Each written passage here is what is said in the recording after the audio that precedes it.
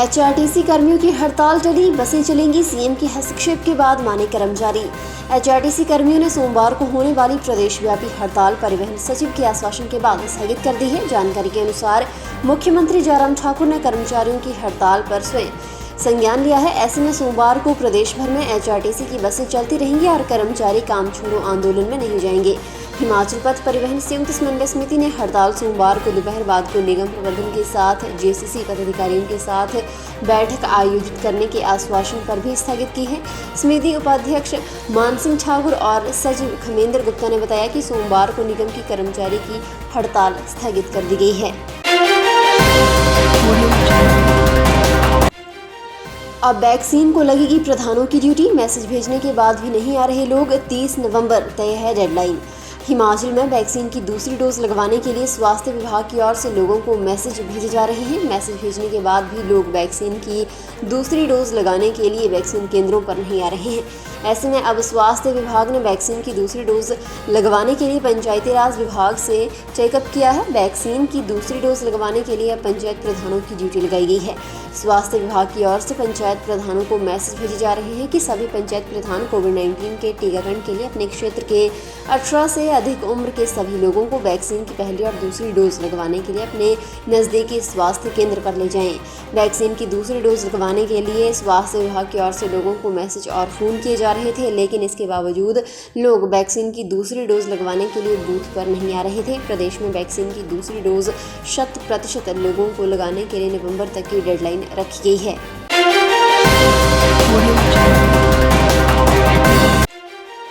कुल्लू में काहिका उत्सव से प्रायश्चित। बिजली महादेव की अगुवाई में रस्में पूरी। देव में बना ढालपुर।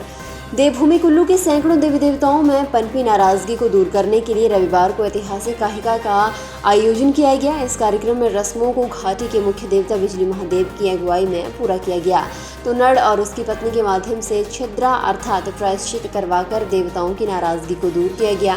काहिका को लेकर जगती के माध्यम से 3 महीने पहले फैसला लिया गया था और 49 सालों के बाद ढालपुर में जगती के निर्णय के तहत काहिका उत्सव के जरिए छिद्रा की प्रक्रिया को निभाया गया। हालांकि कुष्ठ अर्थात सूक्ष्म काहिका था और इसमें नर को मारने की प्रक्रिया नहीं हुई। काहिका उत्सव की रस्मों का आगाज देवता बिजली महादेव के दरबार में देवताओं के साथ हुआ तो भगवान रघुनाथ के छड़ीबरदार महेश्वर सिंह भी यहाँ पहुंचे। सबसे पहले पूरे ढालपुर मैदान की परिक्रमा ढोल नगाड़ों नरसिंह और करनाल की धुन पर हुई। इस दौरान देवताओं के जय घोष से माहौल करीब 2 घंटे से 3 घंटों तक देव में बना रहा।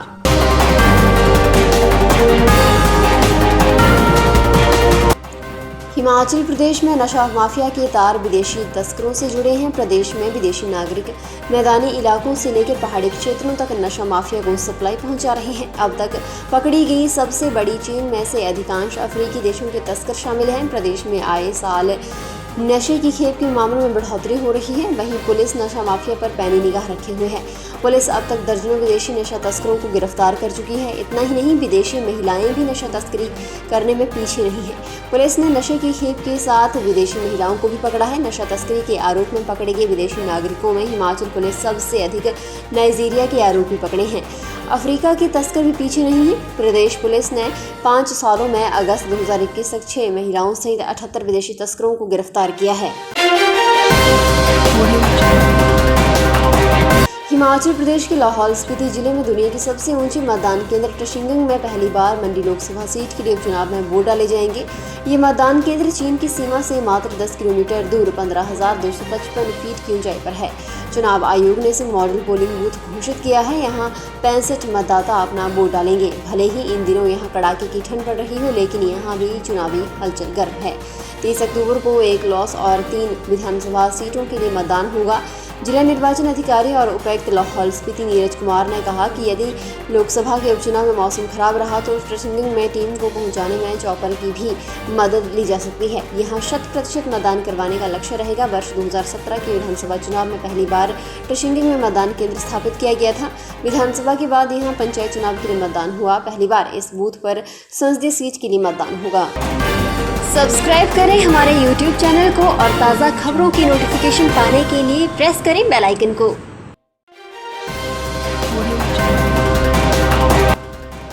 नवंबर महीने के दूसरे पखवाड़े में सेकेंड ग्राउंड ब्रेकिंग सेरेमनी।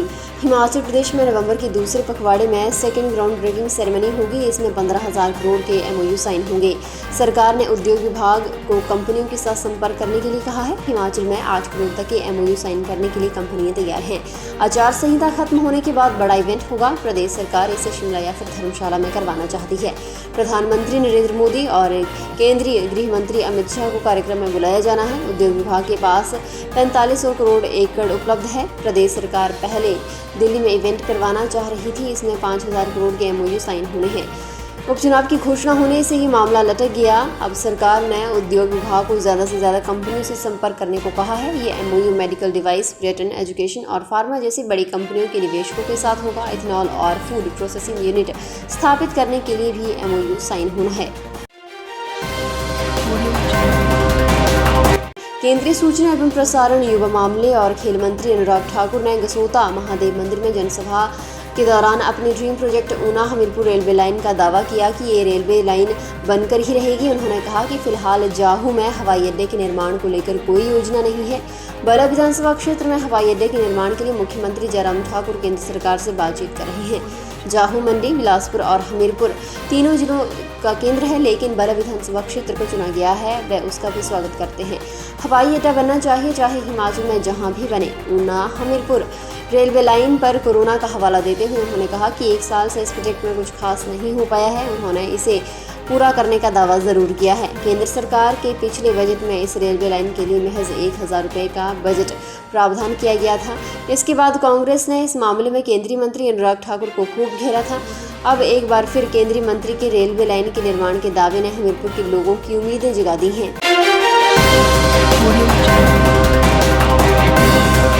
मुख्य निर्वाचन अधिकारी हिमाचल प्रदेश C पालरासु ने बताया कि मंडी लोकसभा और फतेहपुर अर्की और जुब्बल कोटखाई विधानसभा क्षेत्रों के चुनावों में 50% मतदान केंद्रों को वेबकास्टिंग के माध्यम से जोड़ा जा रहा है। उपनिर्वाचन के लिए स्थापित कुल 2,796 मतदान केंद्रों में से 1,383 मतदान केंद्रों में वेबकास्टिंग की सुविधा उपलब्ध रहेगी। उन्होंने बताया कि भारत निर्वाचन आयोग द्वारा स्वतंत्र और निष्पक्ष चुनाव करवाने और मतदाताओं में विश्वास बहाली के दृष्टिगत सभी अति संवेदनशील अर्थात संवेदनशील कुछ मतदान केंद्रों के 50% जिनके पूरक मतदान केंद्र भी शामिल हैं, इनमें से जो भी अधिक हों उनके मतदान केंद्रों में वेबकास्टिंग की व्यवस्था करने के निर्देश दिए गए हैं। इन निर्देशों की पालना और मतदान प्रक्रिया की प्रभावी निगरानी के उद्देश्य से मंडी संसदीय क्षेत्र के सभी विधानसभा निर्वाचन क्षेत्रों में स्थापित 2,365 मतदान केंद्रों में से 1,168 मतदान केंद्रों में वेबकास्टिंग की व्यवस्था की गई है।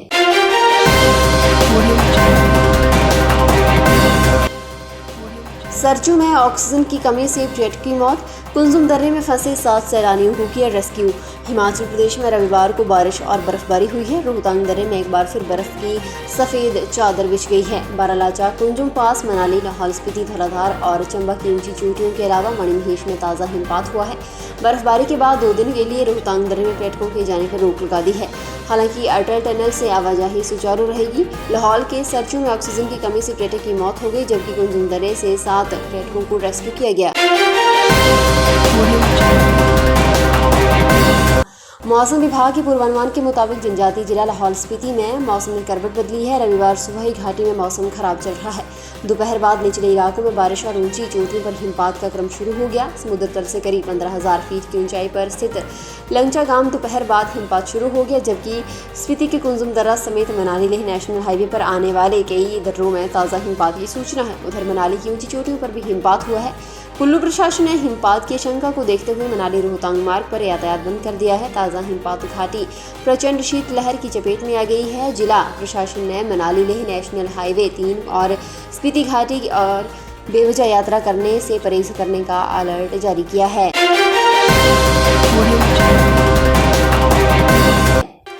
फिलहाल के लिए बस इतना ही। और बड़ी खबरों के लिए बने रहने सुपर भारत के साथ।